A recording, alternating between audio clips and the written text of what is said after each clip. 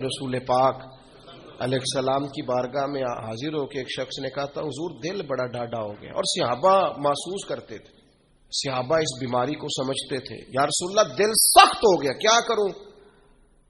فرمایا کوئی یتیم ملے تو اس کے سر پہ ہاتھ پھیرا کر، اللہ تیرے دل کو نرمی عطا فرمائے۔ یتیموں کے سروں پہ ہاتھ رکھا کر، قلب نرم ہوگا، دل نرم ہو۔ دیکھیں اللہ تعالیٰ نے حضور کو حوصلے کا پہاڑ بنایا ہے۔ نبی پاک علیہ السلام فرماتے ہیں سب سے زیادہ مشکلات مجھ پہ آئی، لیکن جو رقت تھی نا حضور کی طبیعت میں، جو نرمی تھی، وہ اتنی انوکھی تھی۔ حضرت زید بن حارثہ رضی اللہ تعالیٰ عنہ شہید ہو گئے جنگ موتا میں۔ نبی کریم علیہ السلام ان کے گھر آئے، حضور صبر کا درس دینے والے، 500 کے قریب کم و بیش احادیث و آثار آپ کو ملیں گے صبر کے عنوان پر، 100 کے لگ بھگ آیات ملیں گے، حضور صبر کا درس دینے والے۔ لیکن کریم ان کے گھر گئے، ان کی بیٹی سرکار کے سامنے حاضر ہوئی تو بیٹی باپ کی یاد میں رو پڑی۔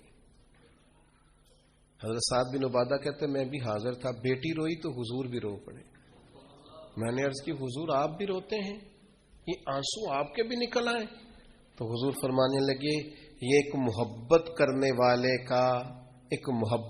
والے کے لیے اظہار محبت ہے۔ یہ جو آنسوؤں کا نکل آنا، یہ جو دل کا نہ، بلکہ حضرت سعد بن عبادہ ایک دفعہ بیمار ہو گئے تھے، تو نبی کریم ان کو بیماری میں دیکھنے گئے تو ان کو بیمار دیکھ کے حضور رو پڑے۔ یار یہ حالت ہو گئی ہے اس کی، یہ نرم دلی نبی کریم کی، رقت قلبی، حضور کے قلب اطہر پر جو نرمی ہے، سخت نہ ہو، ڈاڈی زندگی نہ گزارو۔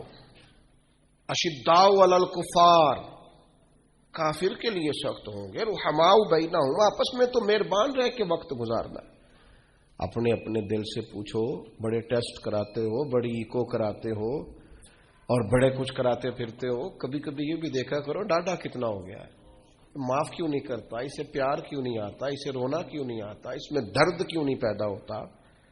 یہ بھی تھوڑا سا دیکھا کرو کہ اس کا معیار اس حوالے سے اتنا سخت کیوں ہو گیا ہے، اس میں نرمی نہیں آتی، کسی کے لیے تڑپتا ہی نہیں، وہ بھی کوئی دل ہے کہ دل ہو اور تڑپ ہی نہ ہو۔